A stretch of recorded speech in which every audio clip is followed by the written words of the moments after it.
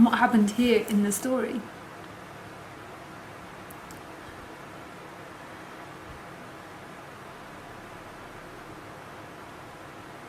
was, as more and more seeking patterns fell away, as more and more, and it's very impersonal, I'm not saying as I got rid of seeking patterns, but in the story, as seeking habits fell away, as the seeker began to fall away, there was a period of socially not having filters.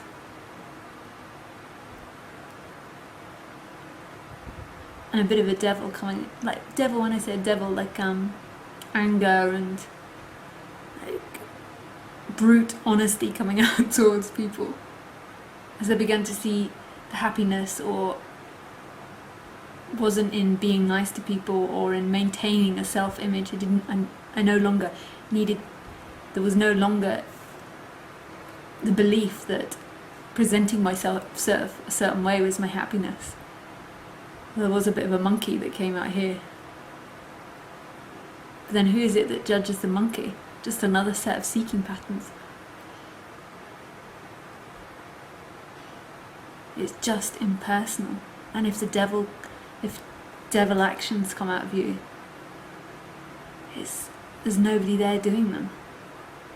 Where's the blame? Where's the guilt when you no longer see a doer? And it's really important because what happened here was as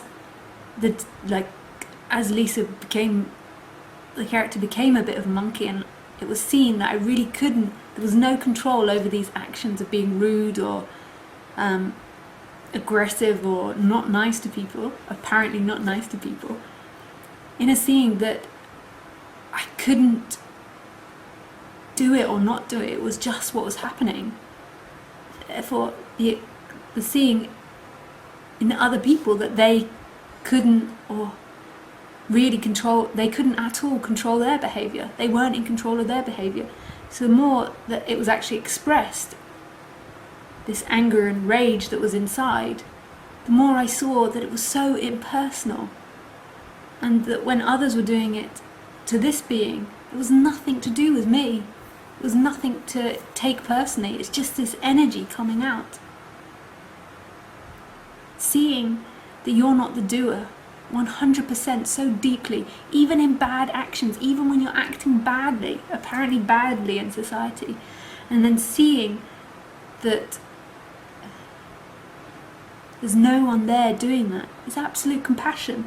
Because then when you look at others, you can't blame them or tell them you've done a wrong action, because there's such deep, clear seeing that there's nobody there that can hold or cover up or deny this.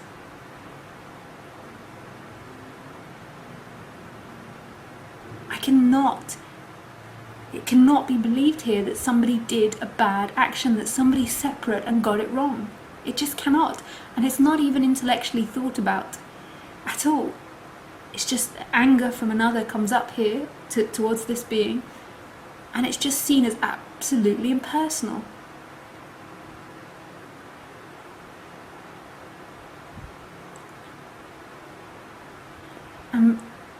The way it's seen here is how you'll see others. So if you see a doer here, you'll see others as a doer.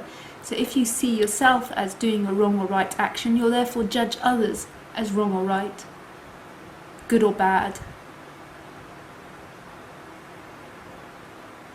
But when there's no doer here, you cannot judge another. You cannot blame or hate another. There's just absolute love and acceptance of them. I'm not talking about chakra love or energetic experience love, like emotions. I'm talking about absolute acceptance. No judgment, no filter on that person for the way they're being. It's just falling away and arising completely impersonally.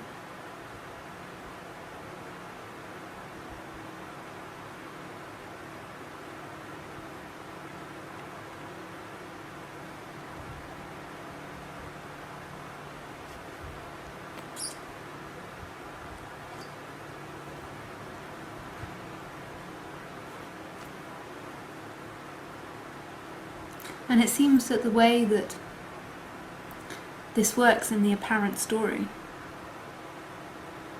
And I like to say apparent story because it's no longer seen here that any past action created a present action. It's just this. So I always say the apparent story, and the apparent story is only ever arising in this. So it's like the story that goes with this, the story of liberation that goes with this. And it's not always the case. Other people's story of liberation that goes with that are not always the same. But for the majority, it's a process drawn out over time where layers and layers of seeking energy begin to fall away, and more it's seen that there's nobody here doing anything.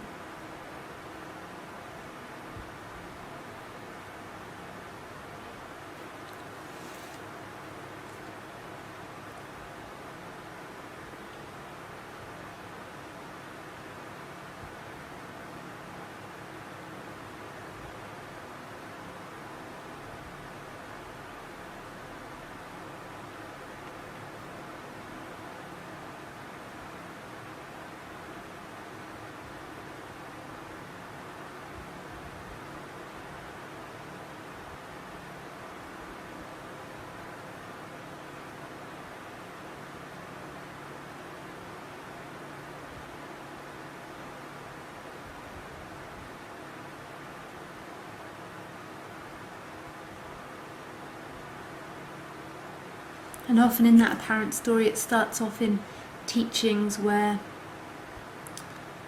you're taught doership, so you're taught that you can stop your thoughts or watch your thoughts or become more aware or more present. And then over time, as the self is investigated more and more dynamics are seen, it slowly leads you through a process of seeing that nobody ever did anything. Nobody created, made, did liberation. Liberation was the falling away of the one that believes in time and space, right and wrong, good and bad, can do, can't do, love and hate, female, male. And it's not that this body isn't still lived in apparent time and space and language and duality. It is.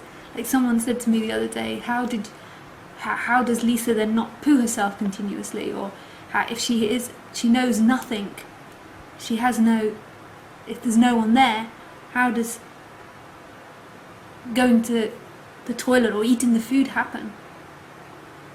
It's the thought arises, go to the toilet, eat your dinner. But there's no one there, and the action arises too, but there's no one there that created or made that thought. It just arises and falls away. There's no one there writing the thought, oh yes, you must think this to go to the toilet, you must think this to go and have your lunch or dinner.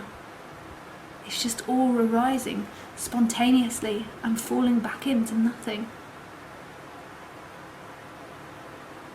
Did you ever create a thought? Now you can give the impression that you create a thought, like I'm going to think about elephants, and then elephants are thought about. But who ever thought, I'm going to think about elephants, and then elephants are thought about? That comes from nowhere too. If you follow them all back, there's no centre. There's no self. And action always happens with doership, with apparent doership. But it's not because of the doership, it's not because of that it happens, it's just written this way. So, like the thoughts come up, I'm going to make myself a cup of tea, or I'm going to go and walk the dogs, or the energy comes up to walk the dogs. So it happens in the apparent dualistic universe, in this world of apparent time and space.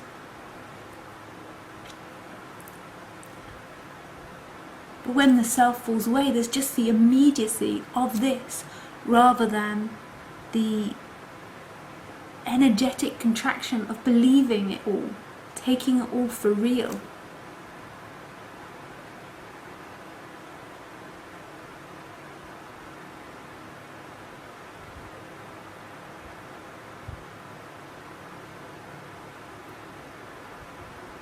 To just be without a second. To shout at someone, and they're not, I shouldn't have done that, I'm a bad person for doing this, I did this, I shouted at someone, I'm a bad person, but they shouldn't have annoyed me. If they hadn't annoyed me, then I wouldn't have shouted at them. Oh, I hate them for making me shout at them and making me look like a bad person. It's just experience. No second.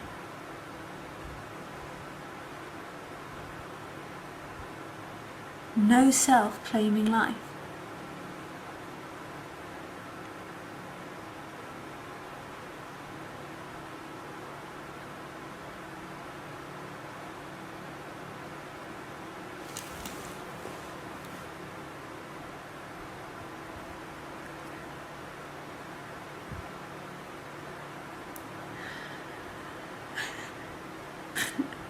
I love this when I speak about it. It's so full of contradictions. I remember hearing teachers always say this is impossible to talk about. It really is.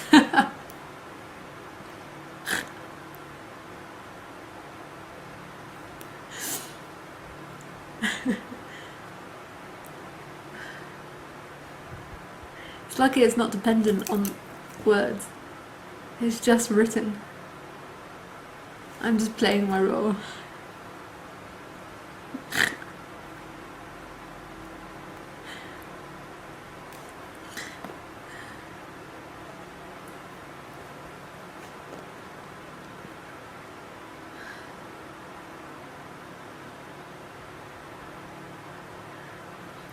Bunny! Come on, Bunny! You're so cute, Bunny! Ruggles! Ruggles, Bunny! We need a little bunny! Come on, Bunny! Bunny! Come on! Come on, Bunny! No, it's too hot. Bunny! Bunny! What a cutie. What a cutie. Oh look, I'll turn the camera around to look at her. I think. There she is. She's a cute bunny. Oh yeah. Yeah, what a cutie. Here you are. We love you, bunny. Yeah, we do. You Shih Tzu. Shih Tzu. You see what she's doing? She's licking my leg. Now my wrist.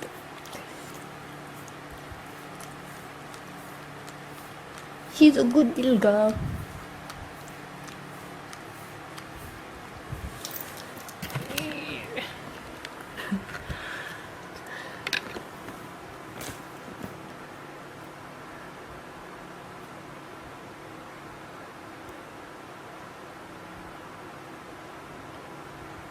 This is just beyond any type of imagination. I can never, Lisa, the character, can never have imagined this. Although it was always known, the character could never have imagined this. You're all Buddha natures. Did I say that right? You all have Buddha nature, you're all Buddha. You're all God, you're all absolute divinity.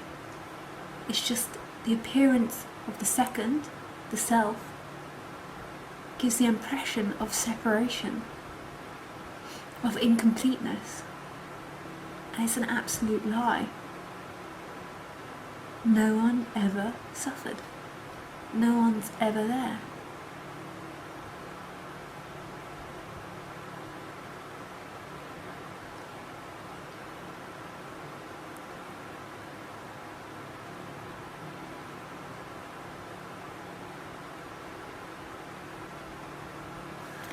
Namaste.